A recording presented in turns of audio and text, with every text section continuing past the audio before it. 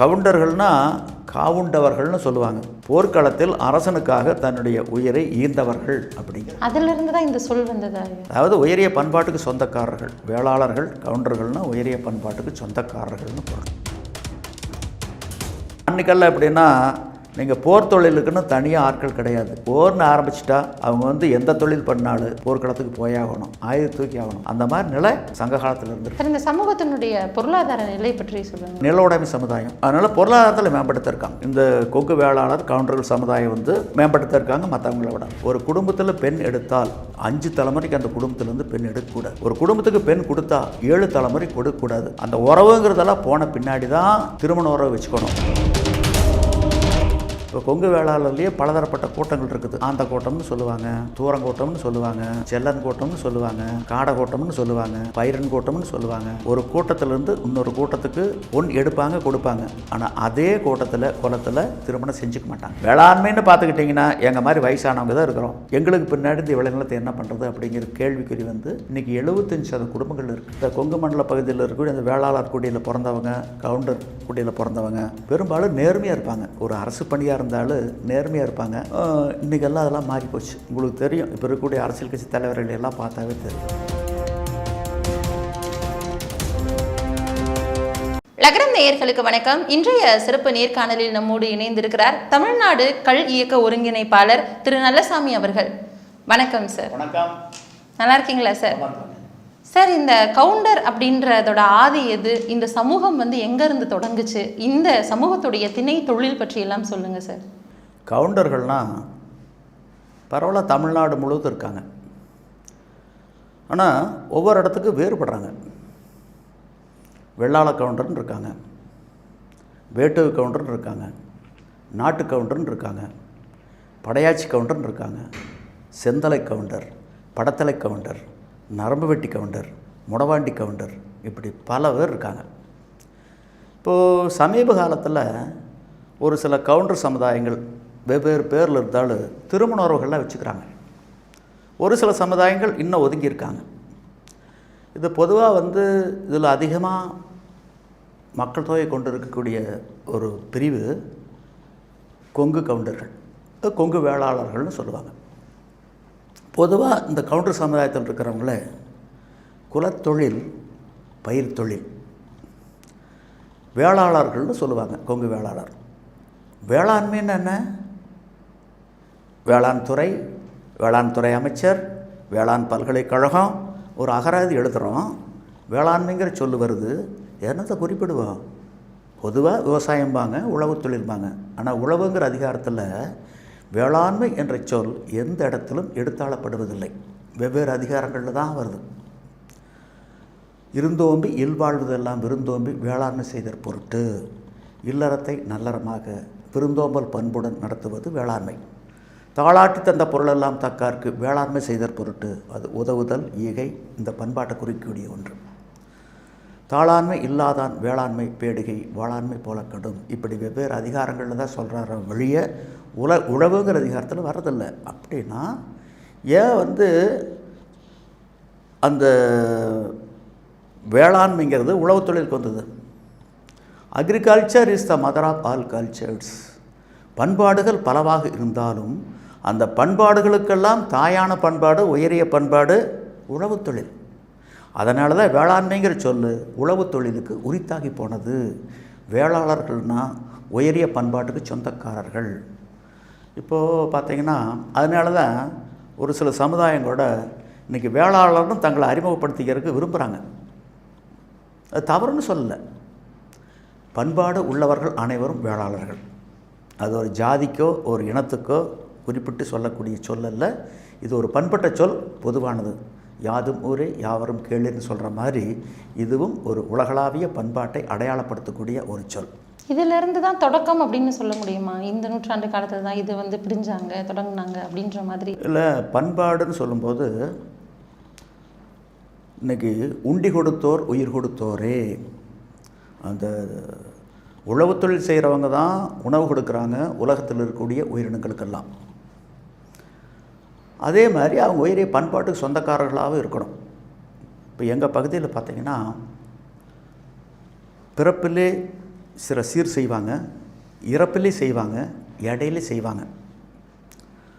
இப்போது அந்த கொங்கு வேளாளர் கவுண்டர்கள் சமுதாயத்தில், பிற சமுதாயங்களில், எங்கள் பகுதியில் கொங்கு மண்டலத்தில் ஒரு சீர் செய்வாங்க. எழுதுங்கள் சீர்னு சொல்லுவாங்க. 7 மாதங்களுக்கு பிறகு தான் அந்த கரு உறுதி செய்யப்படுது. அப்போ தான் வளைகாப்பு போடுவாங்க. அதுக்கு முன்னாடி ஏதாச்சும் ஆயிட்டா அதை கருச்சிதைவுன்னு சொல்லுவாங்க, அபார்ஷன்னு சொல்லுவாங்க. அதுக்கு பின்னாடி ஏதாச்சும் அசம்பாவிதம் நடந்துட்டா அதை குறை பிரசவம்னு சொல்லுவாங்க. 7 மாதத்தில் தான் கரு உறுதி செய்யுது. அந்த 7 திங்கள்னால் அந்த பொருள் தான். இப்போ 7 திங்கள்னு ஒரு சீர் செய்வாங்க. எப்போ செய்வாங்கன்னா, அந்த பெண்ணுக்கு இனிமேல் குழந்தைகள் பிறக்காது அப்படிங்கிற ஒரு வயதை எட்டிய பிறகு அந்த சீரை செய்வாங்க. அந்த சீரில் சொந்த பந்த தாய் சனமெல்லாம் வந்து, அதாவது கோதைமான்னு ஒரு மா. இப்போ பெண்களுக்கு கோதைன்னு பேர் வைக்கிறாங்கல்ல, செங்கோதை, பூங்கோதை, மலர்கோதை. அந்த மா வந்து பெண்ணினுடைய பிறப்பு உறுப்பு. உள்ளே வந்து வெள்ளத்தை வைப்பாங்க. அந்த வெள்ளம் வந்து ஆணினுடைய பிறப்பு உறுப்பு. இது சிவலிங்க தத்துவம். அதை வந்து அப்படியே ஒரு புடச்சட்டியில் வச்சு இந்த கூட்டல் குறி மாதிரி போட்டு அதுக்கு மேலே அந்த மாவை வச்சு எரிப்பாங்க, நெருப்பு வச்சு. அப்புறம் காலையில் கோடாரியில் வச்சு அப்படியே பிளப்பாங்க. பிளந்து பார்க்கும்போது அந்த வெள்ளம் வந்து கரையாமல் இருக்கணும். அப்படி கரையாமல் இருந்தால் என்ன சொல்லுவாங்கன்னா, இவள் வாழ்வாங்கு வாழ்ந்தவள், இவள் நல்லவள், இந்த குழந்தைகள் இவனுக்கும் இவளுக்கும் பிறந்தவைகள், இவளுடைய திருக்கரங்களால் நல்ல காரியங்களை செய்யலாம், இவள் வைத்தது விளங்கும், தொட்டது துளங்கும் என்று ஊர் அறிய பிறர் அறிய செய்யக்கூடிய ஒரு விளம்பு. சில நல்லதெல்லாம் இறப்புலேயும் சரி, பிறப்புலேயும் சரி, இடையில சரி, அவங்க தான் தொட்டு கொடுப்பாங்க. இது வந்து நாட்டுக்கு பொருந்து, வீட்டுக்கு பொருந்து, ஒரு சமுதாயத்துக்கு பொருந்தும். நல்லவங்களுடைய திருக்கரங்களால் தான் தொடங்கி வைக்கணும்னு. ஆக அப்படிப்பட்ட ஒரு பண்பு அதுதான் எழுதுங்கள் சீர். ஆனால் இன்றைக்கி பலருக்கு இது தெரியாது, பொருள் தெரியாது. அடுத்து பார்த்திங்கன்னா, இறுதியில் ஒரு சீர் செய்வாங்க. இப்போ ஒரு குழந்தை வந்து பிறக்குது. பிறந்த உடனே அந்த குழந்தை இறந்துருது. இறந்தால் இடுகாட்டுக்கு எடுத்துக்கிட்டு போய் குழி வெட்டி, அந்த குழி மண்மேடு இருக்குல்ல, மண்மேட்டை அப்படியே நிறைய விட்டு மேலே வேட்டியை வேஷ்டி அது போர்த்தி அந்த இறந்த குழந்தைய மேலே கிடத்தி கடைசியாக ஒரு சீர். அந்த இடுகாட்டில் என்ன இருக்கும்? காரமுள் இருக்கும். காரச்செடி தான் அதிகமாக இருக்கும். அந்த காரமுள் எடுத்துகிட்டு வந்து காதை குத்தி புதைப்பாங்க. ஏன் காதை குத்தி புதைக்கிறாங்க? வெட்டி புதைக்கணும். ஆனால் எப்படி நம்ம இன்றெடுத்த குழந்தையை வெட்டி புதைக்கிறதுன்னு சொல்லி காதை குத்தி புதைக்கிறாங்க. சில இடங்களில் வந்து பரிகாரமெல்லாம் செய்வாங்க. அப்போது அந்த பரிகாரம் செய்கிறவங்க கருங்கோழி கேட்பாங்க, ஆடு கேட்பாங்க. அந்த கோழி நீங்கள் பெருசாக கொடுத்தீங்கன்னா குறவலை அறுத்து ரத்தத்தை வச்சுட்டு அந்த கோழியை வந்து வறுவலுக்கு எடுத்துகிட்டு போயிடுவாங்க.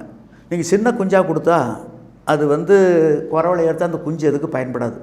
உடனே ஒரு விரலை வெட்டி அதில் இருக்கக்கூடிய ரத்தத்தை எடுத்து ஒரு பொட்டு வச்சுட்டு வளர்த்துறக்கு அந்த குஞ்சு எடுத்துக்கிட்டு போயிடுவாங்க. எதனால் இந்த முறைகள் எல்லாம் ஃபாலோ? அது எக்கனாமிக்கு, ஒரு பொருளாதார அடிப்படையில். அதே மாதிரி இவ்வளோ பெரிய கடா குட்டி கொடுத்தீங்கன்னா அதை வெட்டுவாங்க. அதே சின்ன குட்டியாக கொடுத்தீங்கன்னா அதை வெட்ட மாட்டாங்க. அது வளர்ப்புக்கு உண்டான்னு சொல்லி காதை அறுத்து காதில் இருக்கக்கூடிய ரத்தத்தை வச்சுட்டு அந்த குட்டியை வளர்த்துறக்கு எடுத்துகிட்டு போயிடுவாங்க. இது நடைமுறை இருக்குது. அதனால தான் குத்தி புதைக்கிறது, வெட்டி புதைக்கிறது காலப்போக்கில் குத்தி புதைக்கிறதா குறுகி போச்சு. இது ஏன் வந்தது? ஒரு புறநானூற்று பாடல். சேரனுக்கு சோழனுக்கு போர். அந்த போரில் சேரன் தோற்கடிக்கப்படுறான். முறைதேவர் நடத்துகிறாங்க. அவர் நீர் கேட்குறாரு. காவலன் வந்து காலம் தாழ்த்தி தன்னுடைய இடக்கையால் கொண்டு வந்து கொடுக்குறான். அதை வாங்கி கொடுக்க மறுத்து அந்த சோத்தில் ஒரு பாடல் எழுதி வச்சுட்டு இறந்துடுறார். அந்த பாடல், குழவி இறப்பினும் மூந்தடி பிறப்பினும் ஆளன்றென்று வாளின் தப்பார் தொடர்படு ஞமளியின் இடர்பட திரிய கேளல் கேளிர் வேளாண் சிறுபதம் மதுகையின்றி வயிற்று தீத்தணிய உண்ணும் அளவை இன்மரோ இவ்வுலகம்தானே. இந்த வேளாளர் மரபு இருக்கே, இந்த மரபில் ஒரு குழந்தை, இந்த சேர மரபில் ஒரு குழந்தை வந்து பிறக்கும்போது இறந்தாலும் இல்லை தசைப்பண்டமாக பிறந்தாலும் கூரிய வாளிலிருந்து தப்ப முடியாது, வெட்டித்தான் புதைப்பாங்க. போர்க்களத்தில் போய் வீரமரணம் எய்தினால் மட்டுமே அப்படியே புதைப்பாங்க. முகத்துலேயும் மார்பிலையும் விழுப்புண் பட்டு இறக்கின்ற நபரை அப்படியே புதைப்பாங்க. குழந்தை பிறந்த உடனே இறந்தாலும் சரி, சில நாட்கள் கழித்து இறந்தாலும் சரி, அந்த குழந்தை வந்து வாள்லேருந்து தப்பாது வெட்டித்தான் புதைப்பாங்க. ஏன்னா வீரத்துக்கு அடையாளம் இந்த சேரனுடைய மரபு. அந்த மரபு படி அந்த இனத்தில் பிறந்த நான் இப்படி நாயை போல இழிவாக நடத்துகின்றேன்னு சொல்லி அந்த பாடல் எழுதி வச்சுட்டு இறந்துடுவேன். அதனுடைய அடையாளம் தான் இன்றைக்கி வெட்டி புதைக்கிறது மாறி போய் அதை குத்தி புதைக்கிற அளவுக்கு குறுகி போச்சு. அதனால் எவ்வளோ உயரிய பண்பாட்டுக்கு சொந்தக்காரர்கள்னு பாருங்கள். இப்போல்லாம் பொதுவாக பார்த்திங்கன்னா அந்த கொங்கு மண்டல பகுதியில் இருக்கக்கூடிய அந்த வேளாளர் குடியில் பிறந்தவங்க, கவுண்டர் குடியில் பிறந்தவங்க பெரும்பாலும் நேர்மையாக இருப்பாங்க. ஒரு அரசு பணியாக இருந்தாலும் நேர்மையாக இருப்பாங்க. இன்றைக்கெல்லாம் அதெல்லாம் மாறி போச்சு. உங்களுக்கு தெரியும், இப்போ இருக்கக்கூடிய அரசியல் கட்சி தலைவர்கள் எல்லாம் பார்த்தாவே தெரியும். அது எப்பவுமே, அதாவது நான் நேர்மைன்னா 100க்கு 100 நேர்மைன்னு சொல்ல, அன்றைக்கி வந்து விகிதாச்சாரம் அதிகமாக இருந்தது. இப்போ காலப்போக்கில் அந்த விகிதாச்சாரம் குறைஞ்சிருச்சு. அதாவது உயரிய பண்பாட்டுக்கு சொந்தக்காரர்கள், வேளாளர்கள், கவுண்டர்கள்னால் உயரிய பண்பாட்டுக்கு சொந்தக்காரர்கள். இப்போ இவங்களுடைய கல்வி நிலையை பொறுத்தளவில் முன்ன வந்து ஃபார்வர்ட் கம்யூனிட்டி, இப்போ வந்து பேக்வேர்ட் கம்யூனிட்டியாக மாற்றிருக்காங்க 1974. அப்போ இதுலேயே சில உட்பிரிவு இருக்குல்லங்க, அது வந்து இப்போ மொடவாண்டி கவுண்டரு இந்த மாதிரி இருந்த பிரிவுகள்லாம் வேட்டு கவுண்டரு இவங்கெல்லாம் முன்னையே வந்து பிற்படுத்தோர் பட்டியலில் இருந்தாங்க. ஆனால் கொங்கு வேளாளர் கவுண்டர்கள், இந்த நாட்டு கவுண்டர்கள் இவங்கெல்லாம் முற்படுத்தோர் பட்டியலில் இருந்தாங்க.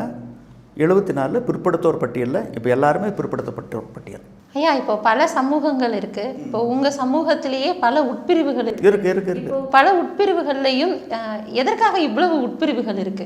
ஒவ்வொரு உட்பிரிவுகளையும் பல சடங்கு சம்பிரதாயங்கள் வேறுபடுமா? வேறுபடும். இப்போது நாங்கள் வந்து பொங்கல் வைப்போம் தை மாதம். எங்களுடைய பட்டியலில் தான் பொங்கல் வைப்போம். நாங்கள் செய்யக்கூடிய சீர் ஒரு மாதிரியாக இருக்குது. அதே வந்து எங்கள் அம்மா வீட்டில் அவங்க செய்கிற சீர் வேறையாக இருக்குது அவங்க பட்டியலில். அது அப்படியே மரபு வழியாக வர்றது. அதாவது ஒரு குடும்பத்தினுடைய ஆதிக்கம் அப்படியே குடும்பமாக குழுவாக பிரிஞ்சிருந்ததனுடைய விளைவு வெளிப்பாடு. இன்றைக்கி வந்து பார்த்திங்கன்னா இப்போ கொங்கு வேளாளர்லேயே பலதரப்பட்ட கூட்டங்கள் இருக்குது. ஆந்த கூட்டம்னு சொல்லுவாங்க, தூரங்கூட்டம்னு சொல்லுவாங்க, செல்லன் கூட்டம்னு சொல்லுவாங்க, காடக்கூட்டம்னு சொல்லுவாங்க, பைரன் கூட்டம்னு சொல்லுவாங்க. ஒரு கூட்டத்திலேருந்து இன்னொரு கூட்டத்துக்கு பொன் எடுப்பாங்க கொடுப்பாங்க. ஆனால் அதே கூட்டத்தில் குலத்தில் திருமணம் செஞ்சுக்க மாட்டாங்க. இந்துக்கள் சட்டத்தில் சொல்கிறாங்க, ஒரு குடும்பத்தில் பெண் எடுத்தால் 5 தலைமுறைக்கு அந்த குடும்பத்திலேருந்து பெண் எடுக்கக்கூடாது. ஒரு குடும்பத்துக்கு பெண் கொடுத்தா 7 தலைமுறை கொடுக்கக்கூடாது.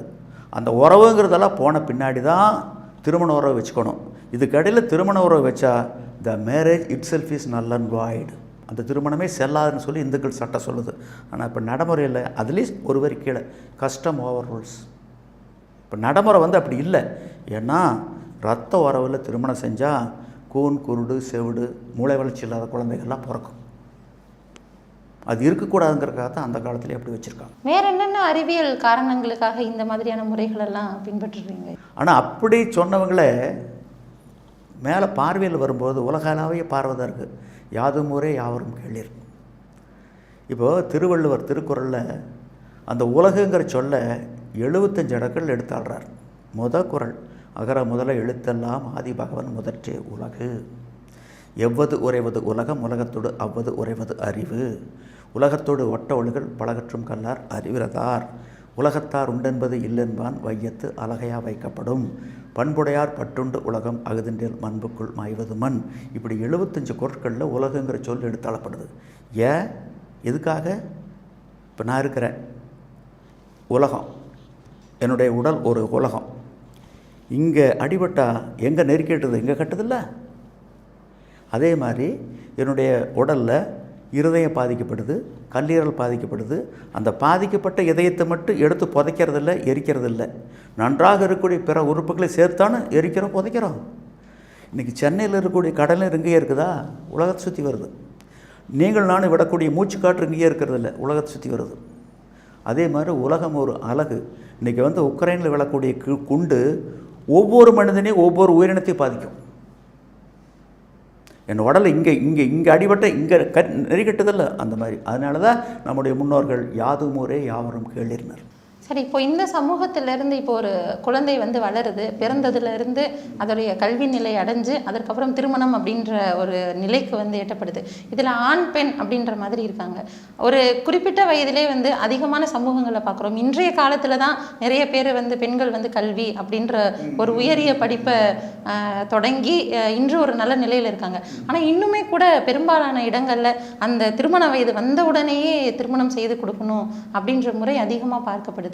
இதுக்கு முன்னாடி ஆதி காலத்தில் எப்படி இருந்தது, இடையில எப்படி இருந்தது, இப்போ எப்படி இருக்குன்னு சொல்லுங்கள். அதாவது திருமணங்கிறது, நான் சிறுவனாக இருந்த போதெல்லாம் பெண்கள்னால் பூ பெய்யுதுன்னா உடனே திருமணம் செஞ்சு கொடுத்துருவாங்க. இப்போ என்னென்னா ஒரு சட்டம் வந்து 18 வயசுக்கு மேலான திருமணம் செய்யலாம்னு அனுமதிக்குது. ஆண்களுக்கு 21. நான் என்ன சொல்கிறேன்னா, குழந்தை திருமணம் கூடாது. மைனர் வயதுக்கு வராதவர்கள் திருமணம் கூடாது. வயதுக்கு வந்தோடனே திருமணம் செஞ்சிடணும். ஏன்னா நீங்கள் இள வயசில் திருமணம் செஞ்ச குடும்பத்தை பாருங்கள். கணவன் மனைவி உறவு நல்லாயிருக்கு, மாமியாரோட உறவு நல்லாயிருக்கு, மாமனாரோட உறவு நல்லாயிருக்கு, மற்றவங்களோட உறவு நல்லாயிருக்கு. உரிய காலத்தில் உரிய பருவத்தில் வாரிசுகளை தேடிக்கிறாங்க. ஒரு இணக்கமான ஒரு சூழல் உருவாயிருது. நீங்கள் 35-40 திருமணம் பண்ணி பாருங்கள், பல திருமணங்கள் டிவோர்ஸ், விவாகரத்தில் தான் போய் முடியுது. நான் ஒரு புத்தகம் எழுதினேன், திருமணம்னு ஒரு புத்தகம். இத்த பெரிய புத்தகம், கிட்டத்தட்ட 400 பக்கங்கள். அதில் சில புள்ளிவரம் சேகரித்தேன். சென்னையில் இருக்கக்கூடிய IAS IPS பெண் அதிகாரிகள் நம்ம பெருமையாக பேசுகிறோம். 65% கணவனோடு இல்லை, வாளாவெட்டி கணவனோடு இல்லை. இதற்கு நான் கண்டுபிடித்த காரணம் முதுமை திருமணம். நீங்கள் 35-40 கல்யாணம் பண்ணிங்கன்னா மகப்பேறு வாய்ப்பே குறைவு. ஒரு மரம் இருக்குது, இலசாக இருக்கும்போது வளையும், மூந்துட்டா முறியும்.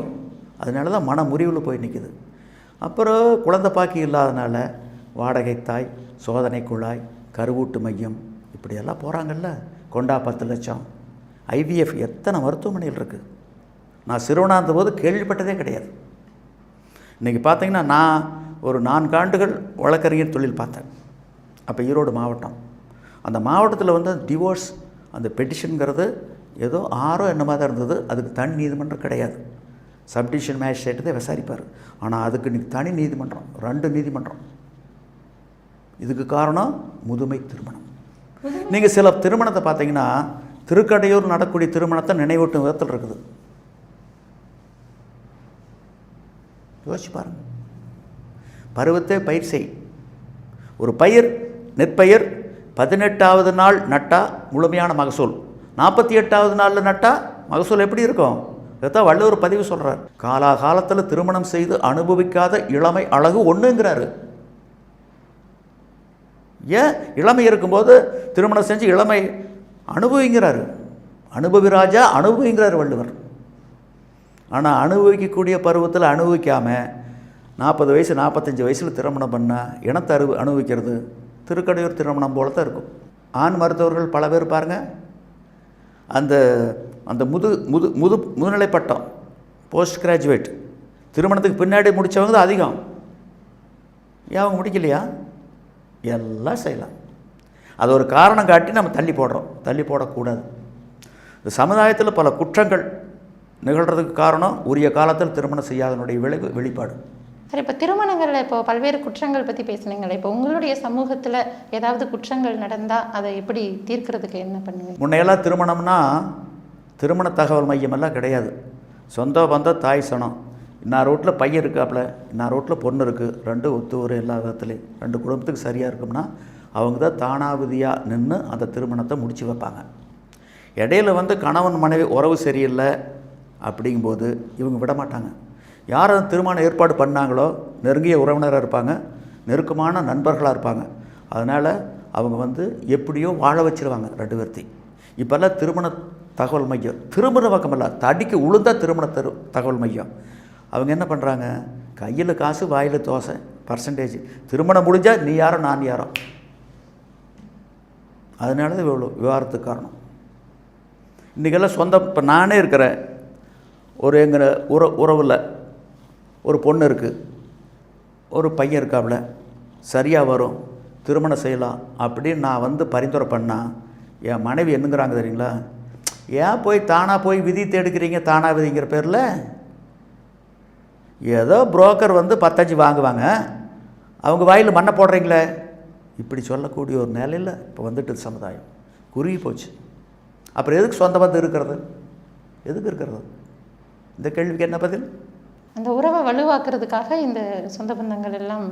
தாய் சனம் அவங்க தான் போய் விறகு வெட்டுவாங்க, பந்தல் போடுவாங்க, அவங்க தான் சமையல் பண்ணுவாங்க, அவங்க தான் பரிமாறுவாங்க. இன்றைக்கி கிடையாது. எல்லாம் அப்படியே போகிறாங்க. திருக்கழுகுன்றது கழுகு திங்க வந்தது, அது கூட இப்போ வர்றதில்லை. அந்த மாதிரி போய் விருந்து ஒன்று போட்டு போகிறது தான் வேலை. அதுக்கு ஆள், எல்லாமுக்கு ஆள். நீங்கள் மண்டபத்தில் வரவேற்கிறதுக்கு கூலியார்கள், வரவேற்கு நிற்கக்கூடிய பெண்களும் கூலிக்கு வர்றவங்க தான். அன்றைக்கெல்லாம் அப்படி இல்லை. ஒரு இணைப்பு, பிணைப்பு, பற்று, பாசம் எல்லாம் இருந்தது. எதுவுமே கிடையாது. Marriage is nothing but accept civil contract அப்படிங்கிற மாதிரி ஆயிடுச்சு. இது கூடாது. அதனால தான் இவ்வளோ விவாகரத்து நடக்கிறது. இன்றைக்கி எல்லா சமுதாயத்துலேயும் நடக்குது. விவாகரத்துங்கிறது எல்லா மதத்துலேயும் கூடி போச்சு, எல்லா சமுதாயத்துலேயும் கூடி போச்சு. மொத்தத்தில் தமிழ்நாட்டில் வந்து திருமண உறவுகள் முன்மாதிரி இல்லை. இப்போ மறுமணம் அப்படின்றது உங்களுடைய சமூகத்தில் எப்படி ஐயா பார்க்கப்படுது? முன்னையெல்லாம் மறுமணம் பண்ணிக்க மாட்டாங்க. நீங்கள் ஆண் வேணால் மறுமணம் பண்ணுவாங்க, பெண் மறுமணம் பண்ணிக்க மாட்டாங்க. திருமணமாகி அடுத்த நாளே கணவன் இறந்துட்டால் அவங்க வந்து வாழ்நாள் முழுவதும் வெள்ளை சேலை உடுத்திக்கிட்டு தான் இருப்பாங்க. இது நான் சிறுவனாக இருந்தபோது இல்லை, இன்றைக்கி இல்லை, மாறிட்டுது. அது வரவேற்கத்தக்க ஒன்று. என்றைக்குமே காலத்துக்கு தகுந்த மாதிரி மாற்றிக்கணும். இப்போது 8 வயசில் ஒரு சட்டையை போட சொன்னால் 18 வயசில் இந்த பையனை போட சொன்னால் எப்படி போடுவேன்? போட முடியுமா? அதான் சொல்லும்போது பழையன கழிதலும் புதியன புகுதலும் வலுவழுகான வகையினானே, மாற்றங்கள் ஒன்று தான் மாறாதது. அது வரவேற்கத்தக்க ஒன்று. இந்த திருமணம் அப்படின்னு வரும்போது முதல்ல பையன் வீடும் சரி இல்லை பொண்ணும் வீடும் சரி எந்தெந்த மாதிரியான சம்பிரதாயங்களில் ஈடுபடுறாங்க ஐயா? எல்லாமே இன்றைக்கி இதில் தான் இருக்குதுங்க. அதாவது அத்தை மகன் மாமன் மகன் இந்த உறவெல்லாம் இருந்தது. அதெல்லாம் கல்யாணம் பண்ணி இப்போல்லாம் அப்படி இல்லை. அது வந்து சொந்த அந்த கன்சாங்குனிட்டி, அந்த ரத்த உறவில் திருமணம் செஞ்சால் பிறக்கக்கூடிய குழந்தைகள் ஆரோக்கியமாக இருக்காது, உடல்நல குன்றியதாக இருக்கும், மூளை வளர்ச்சி குறைவாக இருக்கும். அதனால் தூரத்தில் கல்யாணம் பண்ணுறது நியாயமானது தான். இப்போ ஒரு நிலத்தில் வந்து ஒரு மஞ்சள் போடுறோம், அதே நிலத்தில் மஞ்சள் எடுத்து அதே நிலத்தில் தொடர்ந்து போடக்கூடாது. மஞ்சளாவது விதைச்ச மஞ்சள் வேறு இடத்துலேருந்து வரணும். அதே மாதிரி இப்போ இந்த குழந்தைகள் அப்படின்னு சொல்லும்போது இப்போ நிறைய பேருக்கு திருமணம் ஆனதுக்கப்புறம் குழந்தைகள் இல்லைன்ற காரணத்தினால சிலர்லாம் வந்து மறுமணம் பண்ணுறதா பார்க்கப்படுது. இந்த முறைகளெல்லாம் பற்றி சொல்லுங்க ஐயா. இல்லை, முன்னே அப்படி பண்ணாங்க. குழந்தை இல்லைன்னா வேறு மறுமணம் பண்ணாங்க குழந்தைக்காக. இன்றைக்கெல்லாம் அப்படி இல்லை, டைவர்ஸ் பண்ணிட்டு போயிடுறாங்க. இப்போ ஆரம்பத்தில் நீங்கள் பல நிலைகளை நீங்கள் சிறுவனாக இருந்த பொழுது இருந்து இப்போ வரைக்கும் பல்வேறு சம்பிரதாயங்களை நீங்கள் கடந்து வந்திருப்பீங்க. இப்போ நிறைய விஷயங்கள் வந்து மாறி போயிருக்கும். எதெல்லாம் வந்து ஒரு பாதிப்பை உண்டாக்குற மாதிரியான இருக்குன்னு நீங்கள் உணர்றீங்க? ஆனால் சூழ்நிலை எப்படி? நீங்கள் இப்போ வந்து என் பேர் நல்லசாமி, என் பேரை பேத்தி மற்றவங்களை இப்போ யாராச்சும் இந்த எனக்கு தெரியும் இந்த பேர் வச்சவங்க இல்லை. குழந்தைக்கு வைக்கக்கூடிய பேர்லேருந்து மாறிப்போச்சு. உண்ணுகின்ற உணவு, உடுக்கின்ற உடை, இருக்கின்ற இடம் எல்லாமே மாறிப்போச்சு. நீங்கள் முன்னையெல்லாம் பார்த்தீங்கன்னா ஒரு பாட்டு இருக்கும், ததக்கா புதக்கா 4 காலு, தானே நடந்தா 2 காலு, உச்சி வெளுக்கையில் 3 காலு, ஊருக்கு போகையில் 10 காலு, 2 கால் மேலாக 8 கால் கீழாக கொட்டு முளக்கோடு கும்பலுக்கு மத்தியிலே. இப்போ வந்து வாகனம் வந்துருச்சு, அதுக்கு எத்தனை டயர்னு எண்ணி பார்க்க வேண்டியதுதான். அன்றைக்கெல்லாம் வந்து 4 பேருக்கு நன்றினாங்க, இப்போ வாகனத்துக்கு தான் நன்றின்னு சொல்லணும். அன்றைக்கி வந்து இடுகாடு சுடுகாடு, இன்றைக்கி வந்து மின்மயானம் வந்துருச்சு. இது காலத்தினுடைய கோலம். மாற்றங்கள் வரத்தான் செய்யும், மாற்றம் ஒன்று தான் மாறாதது. ஐயா, இப்போ ஒரு ஊரில் வந்து ஏதாவது ஒரு பிரச்சனை அப்படின்னா அங்கே இருக்கிற பஞ்சாயத்தை கூட்டுவாங்க, அங்கே இருக்கிறவங்களுக்கு அறிவுரை சொல்லுவாங்க. இப்போ வந்து உங்களுடைய சமூகம் பல உட்பிரிவுகளாக பிரிஞ்சிருக்கிற நிலையில் உங்கள் சார்ந்து வந்து ஏதாவது பிரச்சனை வரும் பொழுது எல்லா உட்பிரிவுகளும் சேர்ந்து அதற்கான இதை வந்து தீர்க்குமா, இல்லை எப்படி இதை பற்றி? நீங்கள் வல்லரசுகளே பார்த்தீங்கன்னா உன்னுடைய ஆயுத சக்தி வாய்ந்ததா என்னுடைய ஆயுத சக்தி வாய்ந்ததா? நியாயமெல்லாம் கிடையாது. நியாயத்தையெல்லாம் குழி தோண்டி போச்சு, வெகுகாலம் ஆயிட்டுது. விட்டு கொடுப்பவர் கெட்டு போவதில்லை, கெட்டு போவவர் விட்டு கொடுப்பதில்லை. இதெல்லாம் சொல்லி இன்றைக்கி நீதிமன்றமே பார்த்தீங்கன்னா தீர்ப்பு எப்படி இருக்குது? அந்த அடிப்படையில் தான் இருக்குது. ஏன்னா பொருளாதாரம் இருந்தால் தான் உச்சநீதிமன்றத்தை வரல போக முடியும். அதான் வள்ளுவர் பதிவு பண்ணுறாரு 2000 வருஷத்துக்கு முன்னையே. அருளிலார்க்கு அவ்வுலகமில்லை பொருளிலார்க்கு உலகம் இல்லாகி யாங்கு. இது இல்லாமல் அந்த உலகத்தில் வேலை கிடையாது. பொருளல்லவரை பொருளாக செய்யும் பொருள் அல்லது இல்லை பொருள். இல்லாரை எல்லாரும் எழுவர் செல்வரை எல்லாரும் செய்வர் சிறப்பு. நற்பொருள் நன்குணது சொல்லணும் நல்குறவார் சொற்பொருள் சோறுபடும். பொதுவுடைமை தத்துவத்தை 1892 கார்ல் மார்க்ஸ் வந்து மண்ணில் அறிமுகப்படுத்துகின்ற பொழுது வச்ச பேர் கேபிட்டல். துட்டுன்னு தான் பேர் வச்சார். நீங்கள் இது இயற்கையினுடைய நியதி. ஆளிலை பூவுங்காயும் மனிதரும் பழமும் உண்டேல் சாலவே பட்சியெல்லாம் வம்குடி என்றே வாழும் வாலிபர் வந்து தேடி வந்திப்பர் கோடாகோடி ஆளிலை ஆது போனால் அங்கு வந்திருப்பாருண்டோ. ஒரு ஆலமரம் பழுத்து இருந்தால் பலதரப்பட்ட பறவைகள் வரும். பட்டு போய் நின்று என்ன வரும்? எல்லாம் பொருளை நோக்கி தான் போகும். இது உலகில் நடைமுறை. இன்றைக்கி திருமண உறவுகளும் அப்படி தான் போகுது. சரி, இப்போ உங்களுடைய சமூகம் வேறு வேறு சமூகங்கள்லேருந்து எப்படியெல்லாம் வேறுபடுது அப்படின்னு சொல்கிறீங்க? இன்றைக்கெல்லாம் வந்து அப்படியெல்லாம் மாறுபடக்கூடிய வேறுபடக்கூடிய நிலைமையெல்லாம் மாறிப்போச்சு. இன்றைக்கெல்லாம் எல்லாமே கிட்டத்தட்ட பார்த்திங்கன்னா முன்னையெல்லாம் வளவுக்குள்ளே இருந்தோம், ஊருக்குள்ளே இருந்தோம், ஒரு ஒட்டு உறவு இணைப்பு பிணைப்பு இருந்தது. இன்றைக்கெல்லாம் தனித்தனியாக இருக்கிறாங்க. இப்போ நகரங்களில் பார்த்திங்கன்னா எதிர்த்து வீட்டில் குடியிருக்கிறவங்க யாருன்னு தெரியாது. முன்னையெல்லாம் வந்து ஊருக்குள்ளே எந்த ஒரு தனிநபரும் அண்ணின்னு நுழைச்சிட முடியாது. அந்த ஊரில் பிள்ளையார் கோயில் இருக்கும், அங்கே பெரியவங்க உட்காந்துருப்பாங்க. யாராச்சும் புது நபர் போனால் ஏய் இங்கே வா, எங்கே போகிற, யாரை பார்க்க போகிற, யார் சொந்தக்காரரு, இதெல்லாம் விசாரிச்சு தான் ஊருக்குள் விடுவாங்க. இப்போல்லாம் அப்படி கிடையாது. அதில் சில நன்மைகள் அதிகம் உண்டு, தீமைகளும் உண்டு. அன்றைக்கி இருந்தது அந்த கட்டுப்பாடுகளில் இன்றைக்கி இல்லை. ஊருக்குள்ளே புதுசாக யாரும் நுழைய முடியாது. அப்படியே அந்நியன் வந்தாலும் அந்நியனுக்கு வந்து அரவணைச்சாங்க. ஒவ்வொரு வீடுகளில் திண்ணை இருந்தது. இன்றைக்கி எங்கேயாச்சும் திண்ணை காட்டுங்க, நகரங்களில் காட்டுங்க, கிராமத்தில் காட்டுங்க. அந்த திண்ணைகளில் வழிபோகர்கள் வந்து தங்கிட்டு போவாங்க. இன்றைக்கெல்லாம் தங்குறக்கெல்லாம் அது விருந்துங்கிறதெல்லாம் கதை இழுத்து சாத்தியாச்சு.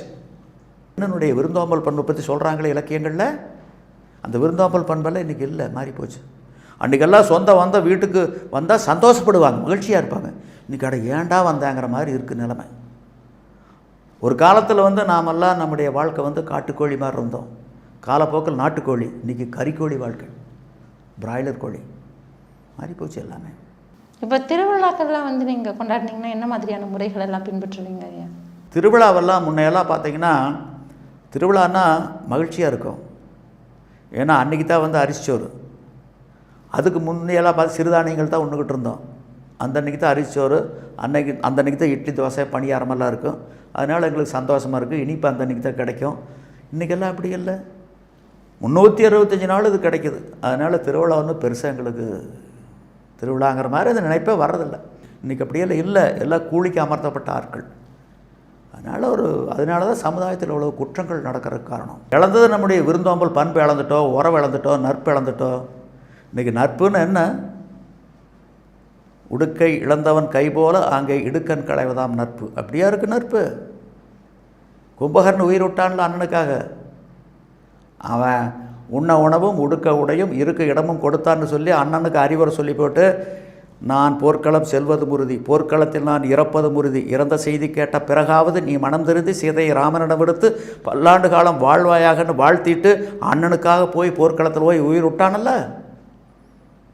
அப்படிப்பட்ட அண்ணன் தப்பி உறவு இன்னைக்கு இருக்கா? இல்லை. ஆனால் வந்து அந்த மாறுதல் வந்து நம்ம பண்பாட்டை சிதைக்கக்கூடியதாக இருக்கக்கூடாது. இன்றைக்கி எல்லாம் சிதைக்கக்கூடியது தான் அதிகமான மாறுதல் இருக்குது, மாற்றங்கள் இருக்குது. பொருளாதார நிலையை பற்றி எங்கள் நில உடைமை சமுதாயம், அதனால் பொருளாதாரத்தில் மேம்படுத்திருக்காங்க. வேளாண்மைன்னு பார்த்துக்கிட்டிங்கன்னா எங்கள் மாதிரி வயசானவங்க தான் இருக்கிறோம். இப்போ எங்கள் வீட்டில் எடுத்துக்கிட்டால் நான், என்னுடைய மனைவி, என் தாய், அவங்களுக்கு 95 வயசு. நாங்கள் 3 பேர் தான் இன்றைக்கி வந்து வேளாண்மை பார்த்துக்கிட்டு இருக்கிறோம். வாரிசுகள்லாம் ஒரு பெண்ணை வந்து 2 பெண்கள், ஒருத்தி வந்து நாமக்கல், இன்னொருத்தி கோயம்புத்தூர், அவங்கெல்லாம் வரப்போகிறதில்ல. எங்களுக்கு பின்னாடி இந்த விளைநிலத்தை என்ன பண்ணுறது அப்படிங்கிற கேள்விக்குறி வந்து இன்றைக்கி 75% குடும்பங்கள் இருக்குது. இல்லை, ஆரம்ப காலத்தில் வேளாண் தொழில் மட்டுமே செய்து வந்தாங்களா? ஆமாம், வெவ்வேறு தொழில் இன்றைக்கெல்லாம் வெவ்வேறு தொழிலுக்கு போயிட்டாங்க, வெளிநாட்டுக்கு போயிட்டாங்க, நகரங்களுக்கு போயிட்டாங்க, வணிகத்துக்கு போயிட்டாங்க, அரசு துறை பணியாளர்களாக போயிட்டாங்க. அதனால் வெற்றிடம் இருக்குது. இந்த வெற்றிடத்தை எப்படி நிரப்புவாங்கன்னு எங்களுக்கு தெரியல. அதான் ஏன் ஆரம்ப காலத்துலேயுமே வெவ்வேறு தொழில்கள் செய்துட்டு இருந்தாங்களா?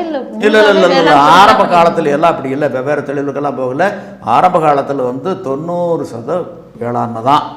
அதனால் அந்த வீட்டில் எப்போ போனாலுமே இன்றைக்கி வந்து முதியவர்கள் தான் வேளாண்மை பார்த்துக்கிட்டு இருக்காங்க, இளைஞர்கள் எங்களுடைய வாரிசுகள் எங்களோடு இல்லை. இந்த நிலை எப்படி வேதனை அளிக்கிற விதமாக இருக்குது? இந்த வெற்றிடத்தை எப்படி நாங்கள் நிரப்போகிறோம்னு எனக்கே தெரியல. இடுக்கண்கால் கொண்டிட வீழும் அடுத்தொன்றும் நல்லால் இல்லாத குடி. இப்போ நான் இருக்கிற என்னுடைய மனைவி, என்னுடைய தாயார் 3 பேரும் ஆலமரத்தினுடைய அடிமரம். இந்த அடிமரம் பட்டு போனாலும் விழுதுகள் வலுவா நின்று கிளை விழாமல் தாங்கி பிடிச்சிக்குதல்ல, நிலை நிறுத்திடுதல்ல. அந்த மாதிரி எங்களுக்கு பின்னாடி இந்த குடும்ப பாரம்பரியத்தை, இந்த வேளாண்மை தொழிலை கட்டி காக்கக்கூடிய, அந்த எப்படி நிலநிறுத்தக்கூடிய வலுவான விழுதுகள் மாதிரி வாரிசு இருக்கணும். ஆனால் இருக்காங்க, ஆனால் வேற இடத்துல இருக்காங்க, இங்கே இல்லை. அந்த வெற்றிடத்தை எப்படி நிரப்ப போகிறோம்? இந்த விளைநிலமெல்லாம் கார்ப்பரேட் கைக்கு போகுமா? இப்படிப்பட்ட கேள்வி இருக்குது. அதனால் காலம்தான் இதற்கு பதில் சொல்ல வேண்டும். ஐயா, இப்போ காலத்தின் சூழலில் வந்து நிறைய தொழில் முறைகளும் மாற்றம் ஏற்பட்டிருக்கு, வாழ்கிற முறைகள்லையும் மாற்றம் வந்து ஏற்பட்டிருக்கு. ஆரம்ப காலகட்டங்களில் போர் தொழிலில் வந்து இந்த சமூகம் எப்படி இருந்தாங்க? அதாவது இந்த சமுதாயத்தை பொறுத்தளவில் எங்களுடைய பூர்வீகம் வந்து தஞ்சாவூர் டெல்டா மாவட்டம். அங்கிருந்து இங்கே குடிபெயர்ந்ததாக வரலாறு. அது வந்து மருது நிலம், இது முல்லை நிலம். ஆக கவுண்டர்கள்னால் காவுண்டவர்கள்னு சொல்லுவாங்க. போர்க்களத்தில் அரசனுக்காக தன்னுடைய உயிரை ஈந்தவர்கள். நீங்கள் போர் தொழிலுக்குன்னு தனியாக ஆட்கள் கிடையாது. போர்னு ஆரம்பிச்சிட்டா அவங்க வந்து எந்த தொழில் பண்ணாலும் போர்க்களத்துக்கு போயாகணும். இஸ்ரேல் மாதிரி இன்றைக்கி வந்து இஸ்ரேலில் ஆணாக இருந்தாலும் பொண்ணாக இருந்தாலும் பள்ளி படிப்பு முடிஞ்ச உடனே 3 ஆண்டுகள் வந்து இராணுவத்தில் இருந்தே ஆகணும். போர்னு வந்துட்டு எல்லோரும் தூக்கி ஆகணும், வெப்பனை ஆயுதம் தூக்கி ஆகணும். அந்த மாதிரி நிலை சங்க காலத்தில் இருந்திருக்கு. ஐயா, இப்போ உங்களுடைய சமூகத்தில் வந்து திருமண முறைகள்லையும் சரி, இல்லை பல்வேறு முறைகள்லையும் வரும்பொழுது அத்தை பையன் மாமா பையன் முதவே சொல்லி வச்சுருவாங்க அப்படின்னு சொல்கிறாங்க. ஆனால் இதற்குள்ளேயும் வந்து சில நேரங்களில் ஜாதி இதுக்குள்ளேயும் வந்து ஜோசியம் இந்த மாதிரியான விஷயங்கள் வந்து உள்ள ஈடுபடுது. முன்னையெல்லாம் வந்து சோதிடமெல்லாம் கிடையாது. இப்போ எனக்கு வந்து ஜாதகம் பார்த்தாங்க, எங்கள் அப்பா அம்மாவுக்கெல்லாம் ஜாதகம் பார்க்கல. அன்றைக்கெல்லாம் ஜாதகமே பார்க்க மாட்டாங்க. ஜாதகம் பார்க்காம இருந்தால் கூட அன்றைக்கி ஜாதகம் பார்க்க மாட்டாங்க. தெய்வங்களாக பார்த்து முடிவு பண்ணுவாங்க, இந்த ஆணுக்கு இந்த பொண்ணுக்கு வாழ்க்கை உகந்ததாக இருக்கும்னு சொல்லி அவங்க தான் தானாவதியாக முன்னின்று அந்த திருமணத்தை நடத்தி வைப்பாங்க. அன்றைக்கி வந்து எங்கள் திருமணத்துலையெல்லாம் பார்த்திங்கன்னா பிராமணர்களில் இல்லை, அந்த அருமைக்காரன்னு இருப்பாங்க, அவங்க தான் வந்து அந்த திருமணத்தை நடத்தி வைப்பாங்க. எங்கள் சமுதாயத்தில் இருக்கக்கூடிய பெரியவர்கள் அவங்க 80 ஆண்டுகளை கடந்தவங்களாக இருக்கணும். அதான் சொல்லுவாங்க, பிறையாயிரம் கண்டு பிள்ளையார் பூஜை செய்து அருமை பெற்ற பெரியவர்கள். அவங்க தான் அந்த மங்களநாள் எடுத்து கொடுப்பாங்க, அவங்க தாலி கட்டுவாங்க. இப்போது இடையில் வந்து இப்போ வெவ்வேறு சமூகங்களை சார்ந்தவங்க வந்து இந்த சமூகத்துக்குள்ளே இப்போ ஒரு வீட்டுக்கு வரதா இருந்தால் கூட இல்லை வரக்கூடாதுன்ற மாதிரி பிரித்து வச்சுருந்தாங்க. இந்த சமூகத்தினவர் வந்து இங்கே வரக்கூடாதுன்னு. இது ஆதி காலத்திலேருந்து இருந்ததா, இடையில் வந்ததா, இப்போ எப்படி இருக்கு? இல்லை, ஆதி காலத்தில் இப்படி இருக்கிற மாதிரி எனக்கு படலை. இடையில் வந்தது இப்போ வந்து அதெல்லாம் மாறிக்கிட்டு இருக்கு, வேகமாக மாறிக்கிட்டு இருக்குது. அது வரவேற்கத்தக்க ஒரு நல்ல அம்சம். நீங்கள் இந்த கல்வி முறையே நம்ம எப்படி இருந்திருக்கிறோம்னு யோசிச்சு பாருங்கள். 1835 பிப்ரவரி 2ஆம் தேதி பிரிட்டிஷ் பாராளுமன்றத்தில் மெக்காலே ஆற்றிய உரை, ஒரு வரலாற்று சிறப்புமிக்க உரை. அவர் பதிவு பண்ணுறாரு பாராளுமன்றத்தில், நான் இந்தியா முழுவதும் குறுக்கிலும் நெடுக்கிலுமாக சென்று பார்த்து விட்டேன். ஒரு பிச்சைக்காரனை நான் காண முடியவில்லை, ஒரு திருடனை நான் பார்க்க முடியவில்லை. கட்டமைப்பும் கலாச்சாரமும் நாகரிகமும் பண்பாடும் ஒழுக்கமும் வளமும் கொண்ட நாடு இந்தியா. இவர்களை அடக்கி ஆள்வது அவ்வளவு எளிதானது அல்ல. இதற்காக முதலில் இவர்களுடைய நாடும் மொழியும் இங்கிலாந்தை விடவும் தாழ்வானது என்ற தாழ்வு மனப்பான்மையை உருவாக்கிட வேண்டும். அப்படி உருவாக்கினால் மட்டுமே இவர்களை எளிதாக அடக்கி ஆள முடியும். இதற்காக முதலில் இவர்களுடைய கல்வி முறையை மாற்றியமைக்க வேண்டும். அன்றைக்கி கொண்டு வந்தது தான் மெக்காலே கல்வி. சுதந்திரம் வாங்கி 76 ஆண்டுகளுக்கு பிறகும் அதே முறை தான் தொடருது. Macaulay born genes. இப்போ இந்தியன் பீனல் கோட் இருக்குல்லங்க, இப்போ சமீபத்தில் கூட பேரை மாத்திரம்னு சொல்லிகிட்டு இருக்காங்கல்ல, இந்திய தண்டனை சட்டம் 511 பிரிவுகள் அவர் தான் எழுதினார். It is applicable through out India. இதே நில்கிரிஸில் வந்து எழுதினார். அப்படிப்பட்ட நபர் திட்டமிட்டு அந்த கிழக்கிந்திய கம்பெனி நம்முடைய நாகரிகத்தை பண்பாட்டை சிதைச்சாங்க. இப்போ ஒரு பக்கம் திருடர்களும் அதிகமாயிட்டாங்க, இன்னொரு பக்கம் பல இழிவு நிலை செய்யக்கூடிய மனிதர்களும் அதிகமாயிட்டாங்க. இப்போ இந்த கவுண்டர் சமூகத்தில் இதையெல்லாம் செய்யக்கூடாது, இதையெல்லாம் செய்யணுன்ற ஒரு விதிமுறைகள் இருக்கும்ல, என்ன நிலை வந்தாலும் இந்த விஷயத்தை பண்ணக்கூடாது, இதை ஒரு இழிநிலையாக கருதக்கூடிய பண்பு இருக்கும்ல, அதெல்லாம் என்னென்னு சொல்லுங்க? அதாவது அன்றைக்கி வந்து சமுதாய கட்டுப்பாடுன்னு இருந்தது. இன்றைக்கி அந்த கட்டுப்பாட்டை வழிநடத்தக்கூடிய நபர்கள்லாம் அரசியல் கட்சிகளுக்கு போயிட்டாங்க. முன்னையெல்லாம் வந்து அந்த ஊர் கட்டுப்பாடு, ஊரில் வந்து கொத்துக்காரன்னு இருப்பாங்க, நாட்டாமின்னு இருப்பாங்க. இப்போ அதெல்லாம் இல்லவே இல்லை, எல்லாம் மாறி போச்சு. எல்லாம் அரசியல் கட்சிகளுக்கு அங்கங்கே போய் ஆதிக்கம் செலுத்த ஆரம்பிச்சிட்டாங்க. அரசியல் கட்சி உங்களுக்கு தெரியும், ஒரு கட்சி தலைமைக்கு உண்டான தகுதி என்ன? தானும் பொருளீட்ட வேண்டும், தன்னை நம்பி வந்து பின்னால் நிற்பவர்களை பொருளீட்ட விட வேண்டும். இதுதான் கட்சிக்கு, கட்சி தலைமைக்கு உண்டான தகுதி. இந்த ரெண்டு இல்லாமல் கட்சியும் கிடையாது, தலைவரும் கிடையாது. வாக்காளருக்கு உண்டான தகுதி என்ன? இன்றைக்கி என் வீட்டில் எவ்வளோ கொடுப்பேன் நீ எனக்கு பேரம் பேசி வாங்கிட்டு வாக்கு அளிக்கிறத வாக்காளருக்கு உண்டான உரிமைங்கிறோம். இந்த அளவுக்கு கேவலமாக ஜனநாயகம் மாறுபட்டு போயிடுச்சு. இது வேதனைக்குரியது, வெட்கப்பட வேண்டியது.